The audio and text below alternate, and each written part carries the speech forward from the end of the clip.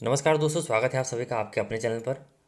इस वीडियो में हम आपकी कक्षा 11वीं वार्षिक परीक्षा के इकोनॉमिक्स यानी अर्थशास्त्र जो कि कला एवं वाणिज्य के अंतर्गत आता है, कोड है आपका M2905D। यदि आपके पास ये सेट है देन ये वीडियो आपके लिए उपयोगी है, अन्यथा आप इस वीडियो को स्किप कर सकते हैं। वीडियो आपको अच्छा लगे तो लाइक करके जरूर जाइएगा, साथ में अपने दोस्तों में सभी में शेयर कर दीजिएगा ताकि जो मैं यहाँ पर मेहनत कर रहा हूँ वो सफल हो सके। देखिए यहाँ पर सही विकल्प जो उनका लिखिए सांख्यिकी का कार्य है। सांख्यिकी यदि हम उपयोग करते हैं इकोनॉमिक्स में या फिर मैथमेटिक्स में या कहीं पर भी, तो होता क्या है, उससे चीज़ें सरल हो जाती है, तो जटिलता को सरल बनाती है सांख्यिकी। एक श्रेष्ठ प्रश्नावली के गुण होते हैं, तो प्रश्नों का उचित क्रम होता है, उसमें सरलता होती है, प्रश्नों की सीमित संख्या होती है। तो यहाँ पर ऑप्शन डी उपयुक्त सभी आपका सही हो जाएगा। तथ्य या आंकड़ों का विशेषताओं के आधार पर किया जाने वाला वर्गीकरण क्या कहलाता है, तो उसको गुणात्मक वर्गीकरण कहते हैं, जो तथ्यों और आंकड़ों के आधार पर होता है। आयत चित्र है आपका तो उसको 2D बोलते हैं, तो ये आपका द्विमीय आरेख हो गया। ठीक है, तो ऑप्शन नंबर बी आपका सही हो जाएगा। प्राकृतिक पर्यावरण का अंग है। अब आपकी मिट्टी, हवा, पानी, ये सब आपके एनवायरनमेंट के पार्ट है और ये हमारे प्राकृतिक पर्यावरण के पार्ट है, तो उपयुक्त तो सभी आपका ऑप्शन सही हो जाएगा। चलिए नेक्स्ट क्वेश्चन पर चलते हैं। रिक्त स्थानों की पूर्ति कीजिए। केंद्रीय प्रवृत्ति की सर्वश्रेष्ठ माप, उसको समांतर माध्य कहते हैं। समंक माला में सर्वाधिक बार आने वाले मूल्य को बहुलक कहते हैं, मतलब जो किसी भी श्रेणी में या कहीं पर भी बार बार जिसकी आवृत्ति होती है और सबसे अधिक जो होता है उसको बहुलक कहते हैं।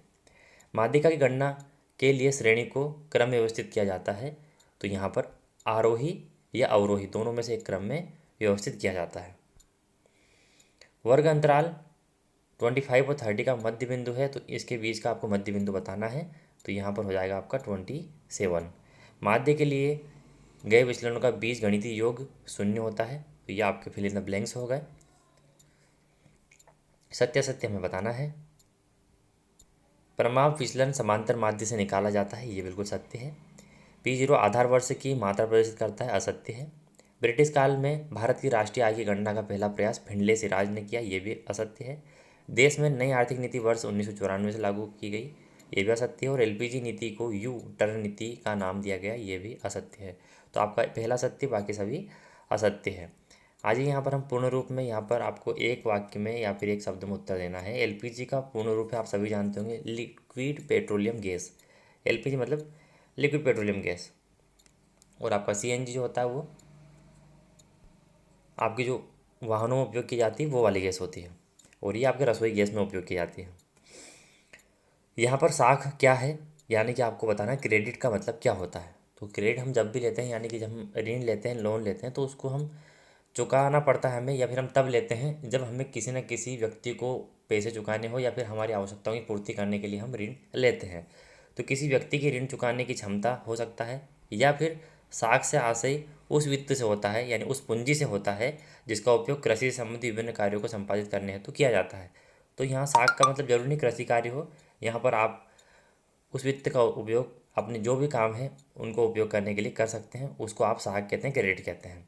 बफर स्टॉक किसे कहते हैं, तो बफर स्टॉक का मतलब ये होता है कि आपातकाल में आप चीज़ों को स्टोर करके रख लेते हैं कि आगे पता नहीं क्या हो सकता है। आप गेहूं का स्टोर कर सकते हैं, आप चावल का स्टोर कर सकते हैं। अभी कोरोना में हम वैक्सीनेशन बना रहे हैं, तो यहाँ पर जब लोगों को लगता है कि हाँ डर हो रहा है किसी चीज़ का, आगे हम रोज़गार नहीं कर पाएंगे, तो हम चीज़ों का स्टॉक करना चालू कर देते हैं, तो उसी को हम बफर स्टॉक बोलते हैं। तो एक लाइन में आप सुनिए, आपातकालीन स्थिति में वस्तु की कमी को भरने के लिए वस्तुओं का स्टॉक करना ही बफर स्टॉक कहलाता है। एक बार और सुनिए, आपातकालीन स्थिति में वस्तु की कमी को भरने के लिए वस्तुओं का स्टॉक करना ही बफर स्टॉक कहलाता है।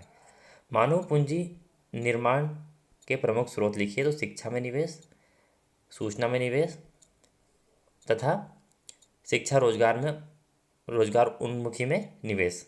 तो निवेश हम एक कहीं भी लिख सकते हैं, मतलब कहाँ कहाँ हम पूंजी का जो है निर्माण में प्रमुख स्रोत में उपयोग करते हैं, तो यहाँ पर आपको लिखना, तो शिक्षा में निवेश हो गया, सूचना में निवेश हो गया।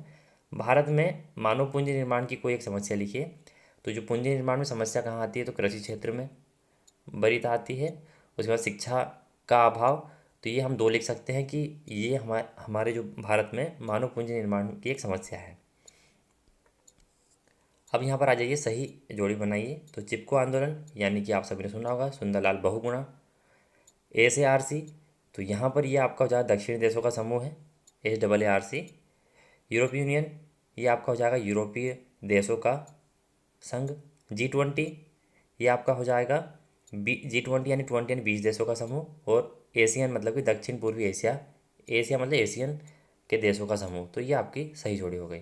तो दोस्तों ये था आपके इकोनॉमिक्स 11th क्लास का सॉल्यूशन। यदि आपको कोई लगता है कि आपको किसी क्वेश्चन का अलग तरीके से आंसर चाहिए, देन आप मुझे कमेंट कर सकते हैं।